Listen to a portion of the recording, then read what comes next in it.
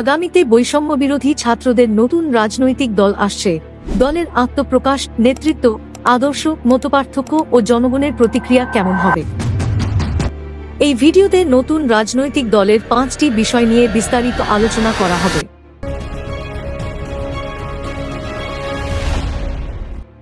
ছাত্রদের রাজনৈতিক দল কবে আত্মপ্রকাশ করতে যাচ্ছে? ছাত্রদের রাজনৈতিক দলের প্রধান কে হবে? ছাত্রদের রাজনৈতিক দলের আদর্শ কেমন হবে? ছাত্রদের রাজনৈতিক দলের সাথে অন্যান্য রাজনৈতিক দলগুলোর সাথে কোন ধরনের মতপার্থক্য তৈরি হতে পারে? দেশের মানুষ ছাত্রদের এই রাজনৈতিক দলকে কিভাবে গ্রহণ করবে? ছাত্রদের রাজনৈতিক দল গঠনের প্রক্রিয়া একটি সময়সাপেক্ষ এবং জটিল বিষয়। এটি নির্ভর করছে বিভিন্ন পরিস্থিতির উপর, যেমন দেশের রাজনৈতিক অবস্থা, ছাত্র সমাজের আগ্রহ এবং সাংগঠনিক কাঠামোর প্রস্তুতি। সাধারণত নতুন রাজনৈতিক দল আত্মপ্রকাশের আগে কিছু গুরুত্বপূর্ণ ধাপ অনুসরণ করে থাকে, যেমন আদর্শ নির্ধারণ, নেতৃত্ব নির্বাচন এবং সাংগঠনিক কাঠামো গঠন। যদি বর্তমান পরিস্থিতি অনুকূল হয়, তবে ছাত্রদের রাজনৈতিক দল আগামী কয়েক মাসের মধ্যেই আনুষ্ঠানিকভাবে আত্মপ্রকাশ করবে। তবে এটি নিশ্চিতভাবে বলা কঠিন, কারণ রাজনৈতিক এবং প্রশাসনিক বাধাগুলো এখানে গুরুত্বপূর্ণ ভূমিকা রাখবে।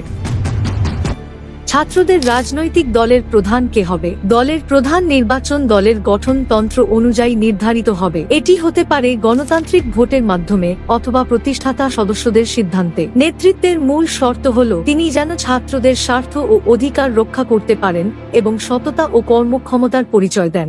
বর্তমান তথ্য অনুযায়ী নাহিদ ইসলাম এই দায়িত্ব পেতে পারে, তবে তার জন্য প্রথমে তথ্য উপদেষ্টা পদ থেকে পদত্যাগ করতে হবে। তিনি কবে পদত্যাগ করবেন বা আনুষ্ঠানিক ঘোষণা কবে আসবে তা এখনো নিশ্চিত নয়। এই দলের শীর্ষ পদে অনেক হেভিওয়েট ছাত্রনেতা থাকতে পারেন। এর মধ্যে রয়েছে বৈষম্য বিরোধী ছাত্রদের কেন্দ্রীয় আহ্বায়ক হাসনাত আব্দুল্লাহ, সার্জিস আলম, আসিফ মাহমুদ, আব্দুল হান্নান মাসুদ এবং গণ অধিকার পরিষদের আক্তার হোসেন সহ অনেকে। নতুন ছাত্র রাজনৈতিক দল যদি অন্যান্য প্রচলিত দলের মতোই হয়, তাহলে এর আলাদা কোনো মূল্য থাকবে না। এটি হবে একটি সাধারণ দল যা সময়ের সাথে জনপ্রিয়তা হারাতে পারে। তবে যদি এটি নতুন কিছু উপস্থাপন করতে পারে, যেমন দুর্নীতি ও ক্ষমতার অপব্যবহার মুক্ত একটি রাজনৈতিক সংস্কৃতি তৈরি করা, শিক্ষার্থীদের অধিকার রক্ষা করা, দুর্নীতি মুক্ত রাজনীতি প্রতিষ্ঠা করা, গণতন্ত্র ও ন্যায় বিচারের উপর জোর দেওয়া, শিক্ষা ব্যবস্থার উন্নয়ন ও আধুনিকায়ন, যুব সমাজের কর্মসংস্থান নিশ্চিত করা, যদি এই আদর্শগুলোর উপর দলটি প্রতিষ্ঠিত হয় এবং তা বাস্তবায়ন করতে সক্ষম হয়, তবে এটি প্রচলিত রাজনৈতিক দলগুলোর তুলনায় আরও গ্রহণযোগ্য ও জনপ্রিয় হতে পারে।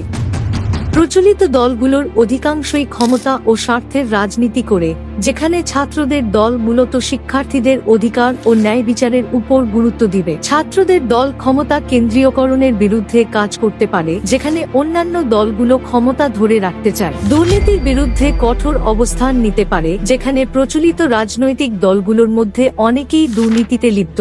নতুন রাজনৈতিক দলটি তরুণদের জন্য অধিক কর্মসংস্থান এবং শিক্ষা ব্যবস্থার উন্নতির উপর জোর দিতে পারে, যেখানে অন্য দলগুলো মূলত প্রচলিত রাজনৈতিক ইস্যুগুলোর উপর বেশি গুরুত্ব দেয়। বিশেষ করে বিএনপি এবং জামায়াতে ইসলামী বাংলাদেশের রাজনৈতিক প্রেক্ষাপটে দুটি বিতর্কিত দল।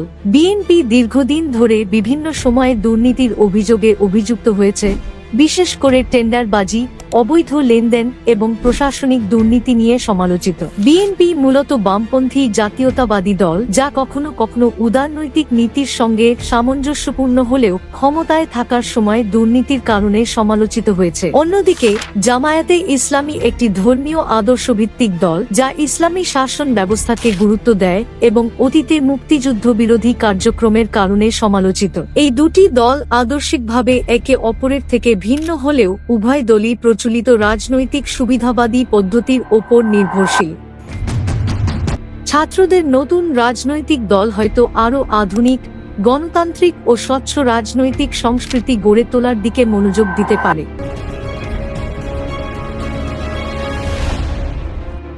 ছাত্রদের রাজনৈতিক দল গঠনের বিষয়টি অত্যন্ত গুরুত্বপূর্ণ ও সংবেদনশীল। এটি একটি বড় পরিবর্তনের সূচনা করতে পারে যদি সঠিক নেতৃত্ব ও আদর্শ দ্বারা পরিচালিত হয়। তবে এটি অন্যান্য রাজনৈতিক দলের সাথে সংঘর্ষে জড়িয়ে পড়লে বা কৌশলগত ভুল করলে সফলতা অর্জন করা কঠিন হবে। জনগণের আস্থা অর্জনের জন্য দলটিকে অবশ্যই স্বচ্ছতা, জবাবদিহিতা এবং প্রকৃত সেবা প্রদানের মানসিকতা রাখতে হবে।